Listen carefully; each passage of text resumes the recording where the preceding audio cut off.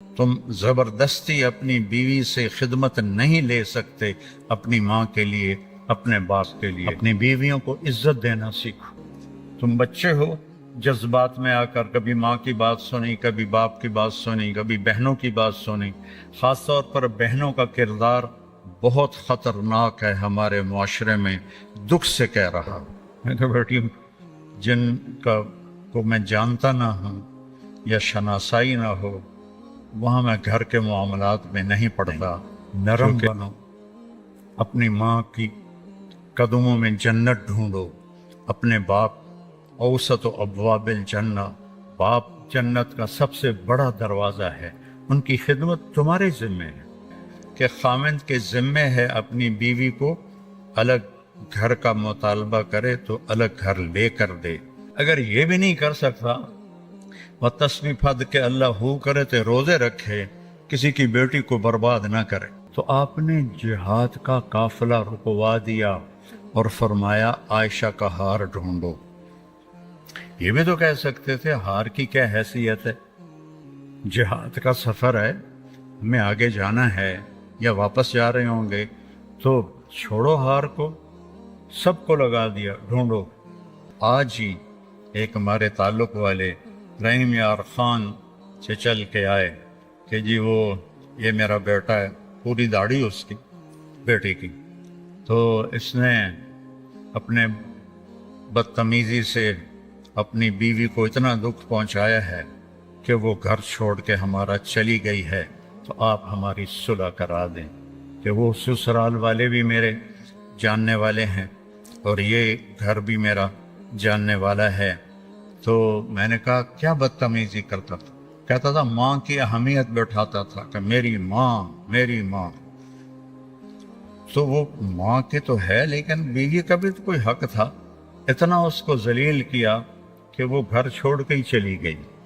तो माँ बाप का हक तुम्हारे ज़िम्मे है, तुम्हारी बीवी के ज़िम्मे नहीं है। पूरी जिम्मेदारी से कह रहा, तुम ज़बरदस्ती अपनी बीवी से खिदमत नहीं ले सकते अपनी माँ के लिए, अपने बाप के लिए। उसकी खुशकिस्मती है वो खिदमत करे, उसकी इज्जत है वो खिदमत करे, लेकिन उसे तुम मजबूर नहीं कर सकते हो कि तो खिदमत नहीं करेंगे तो ऐ कर देवांगा, ओ कर देवांगा। आज की सुबह की बात, एक घर टूट गया सिर्फ उस बच्चे की नादानी और बद अखलाकी की वजह से। अपनी बीवियों को इज्जत देना सीखो, अपनी बीवियों को एहतराम दो, उनसे इजहार मोहब्बत करो। लोग अपनी बीवियों से इजहार मोहब्बत नहीं करते। हजरत आयशा से आपने जो कहा, आखिर है, हर्फ आखिर, या आयशो, आयशा भी नहीं कहा, या आयशो, ये लाड और प्यार का खिताब है। या आयशो इन्नहु लयुहव्विन अलैयल मौत अन उरीतुकी ज़ौजती फिल जन्ना। आयश, आयश, जैसे आप लाड से कोई नाम बना लेते हैं, तो आपने प्यार से ये नाम बनाया हुआ था, आयश। जब से मुझे पता चला है तू जन्नत में मेरी बीवी है, मेरे लिए तो मौत बड़ी आसान हो गई है। ये इजहार था। जिसने अल्लाह को देखा हो उसके लिए भला उसके बाद कोई चीज ऐसी है जो मौत को पुरकशिश बनाए? तो अल्लाह को देखा हुआ है। ये हमें सिखाने के लिए और घर की जिंदगी बताने के लिए क्या जुमला है। सोने के पानी से भी लिखो तो उसकी कीमत अदा नहीं हो सकती। मुझे तो मरना ही आसान हो गया है जब से पता चला है तो जन्नत में मेरी बीवी है। तो इजहार मोहब्बत करो अपनी बीवियों से। कोई अच्छे कपड़े पहने, तारीफ करो, बहुत अच्छी लग रही हो। खाना पका के लाए, माशाल्लाह तो बहुत बढ़िया खाना बनाया है। हकीम डॉक्टर अब्दुल हई साहब हज़रत थानवी के खलीफा एक मुरीद के घर खाना खाने गए। को खाना बड़ा पसंद आया तो उन्होंने अपने मुरीद से पूछा किसने पकाया? कहा जी मेरी बेगम ने पकाया। कहा उसे बुलाओ। वो आ गई। कहने लगे बेटी आपके हाथ का खाना खाया, बहुत बढ़िया था, बहुत मेहरबानी। تو اس نے زاروں قطار رونا شروع کر دیا زور زور سے. تو ڈاکٹر صاحب رحمہ اللہ نے فرمایا بیٹی رونے کی کیا بات ہے, میں نے تو کوئی ایسی بات نہیں کہی. کہ نہیں حضرت میں اس پہ نہیں رو رہی, میں اس پہ رو رہی ہوں کہ یہ جو آپ کے مریض بیٹھے ہیں میں 30 سال سے ان کے گھر میں ہوں, 30 سال سے انہوں نے کبھی ایک دفعہ مجھے نہیں کہا کہ تو نے کھانا اچھا بنایا ہے, ایک دفعہ بھی نہیں کہا. ہم سیرت بھول گئے ہیں, سیرت بھول گئے ہیں. پھر یہ جو ہماری جوائنٹ فیملی ہے سسٹم, یہ پہلے بہت اچھا تھا جب عزت احترام کا سب کا اپنے اپنی جگہ پہ تھا. اب تعلیم نے ہر چیز اتھل پتھل کر دی ہے, اور اس سوشل میڈیا نے ہر چیز کو تباہ و برباد کر دیا ہے. تو اب یہ ایک وبال جان بن گیا ہے, ایک مصیبت بن گیا ہے. تو بیوی سے کوئی کمی بیشی ہو تو اپنے ماں باپ کی حفاظت کرو, ماں باپ کوئی کمی بیشی کرنے لگیں تو اپنی بیوی کی حفاظت کرو. یہ ہمارے گھروں کا دستور ہے. تو تم بچے ہو, جذبات میں آ کر کبھی ماں کی بات سنی, کبھی باپ کی بات سنی, کبھی بہنوں کی بات سنی. خاص طور پر بہنوں کا کردار بہت خطرناک ہے ہمارے معاشرے میں, دکھ سے کہہ رہا ہوں. وہ ایسے کان بھرتی ہیں کہ وہ ایک بیچاری لڑکی اپنے بھائی کے ساتھ ایک ٹوٹا ہوا موٹر سائیکل, اس پہ وہاڑی سے چل کے آئے, وہاڑی سے دونوں بہن بھائی آئے. کہا جی آپ سے بات کرنی ہے, میرا خاوند ہے, اس کی بہنیں میری شکایتیں لگاتی ہیں اور وہ میری پٹائی شروع کر دیتا ہے, مجھ سے پوچھتا ہی نہیں ہے کہ بات کیا ہے, مجھے مارنا شروع کر دیتا ہے. آپ کے بیان بڑے سنتا ہے, آپ اس کو سمجھا دیں تھوڑا. میں کہا بیٹی جن کا کو میں جانتا نہ ہوں یا شناسائی نہ ہو وہاں میں گھر کے معاملات میں نہیں پڑتا, کیونکہ سننے والے کے دل میں جب تک میری بات کا وزن نہیں ہوگا وہ میری بات کو لے گا نہیں. نرم بنو, اپنی ماں کی قدموں میں جنت ڈھونڈو. اپنے باپ اوسط و ابواب الجنہ, باپ جنت کا سب سے بڑا دروازہ ہے, ان کی خدمت تمہارے ذمہ ہے. ماں کی خدمت تمہارے ذمہ ہے, باپ کی خدمت تمہارے ذمہ ہے.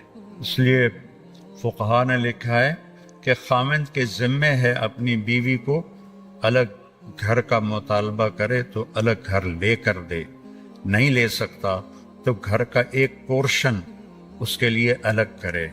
یہ بھی نہیں کر سکتا تو ایک کمرہ, ایک ٹوائلٹ, ایک کچن, یہ اس آنے والی بچی کا حق کے فرض ہے. اگر یہ بھی نہیں کر سکتا وہ تسبیح پھد کے اللہ ہو کرے تو روزے رکھے, کسی کی بیٹی کو برباد نہ کرے, اپنے آپ کو نمایاں کرو. میرے نبی جہاد کے سفر میں ہیں,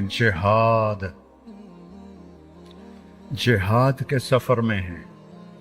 اور جب سفر شروع ہونے لگا اور اماں عائشہ اونٹ پہ بیٹھ گئیں تو دیکھا تو گلے کا ہار کوئی نہیں تھا. کہنے لگی یا رسول اللہ میرا تو ہار گم ہو گیا, اور مانگ کے لائی تھی اپنی بہن حضرت اسما کا ہار تھا, وہ لے کر آئی تھی کہ میں سفر پہ جا رہی ہوں تو مجھے دے دو, تو مجھے تو پہلے ہار ڈھونڈ کے دیں. تو آپ نے جہاد کا قافلہ رکوا دیا اور فرمایا عائشہ کا ہار ڈھونڈو. یہ بھی تو کہہ سکتے تھے ہار کی کیا حیثیت ہے, جہاد کا سفر ہے, ہمیں آگے جانا ہے یا واپس جا رہے ہوں گے تو چھوڑو ہار کو, سب کو لگا دیا ڈھونڈو. وہ عصر کے قریب سفر تھا تو وہ مغرب ہو گئی, مغرب عشاء کٹھی پڑھ لی, سفر میں تھے اور پانی ختم ہو گیا اور فجر کا وقت داخل ہو گیا اور پانی کوئی نہیں. اب سارے لوگوں نے ابو بکر رضی اللہ تعالیٰ عنہ کو تانے دینے شروع کیے, ابو بکر تیری بیٹی کی وجہ سے آج ہماری نماز قضا ہو گئی, پانی کوئی نہیں, وضو کیسے کریں گے, وضو نہیں کریں گے نماز کیسے ہوگی. تو ابو بکر رضی اللہ عنہ غصے میں آئے حضرت عائشہ کے خیمے میں, تو اللہ کے نبی آپ کی گود میں سر رکھے ہوئے سو رہے تھے. وہ تو باپ تھے, اب وہ بول بھی نہیں سکتے, اللہ کے نبی سوئے ہوئے ہیں تو اپنا چہرہ بنا رہے ہیں, اور ایسے کرتے کرتے نہیں رہ سکے, ایک انگلی یہاں ماری زور سے ایسے, تو عائشہ ایسے ہو گئی، انہیں پھر انگلی ماری، پھر وہ ایسے ہو گئیں کہ کہیں اللہ کے نبی میری حرکت سے جاگ نہ جائیں۔ تو تھوڑی دیر کے بعد آپ کی آنکھ کھلی تو حضرت عائشہ نے کہا یا رسول اللہ سارے لوگ پریشان ہیں، پانی کوئی نہیں ہے، اب کیا کریں؟ تو اللہ تعالیٰ نے تیمم کی آیات اتار دی، فتیمموا صعیدا طیبا۔ تیمم کبھی کسی امت کو نہیں ملا۔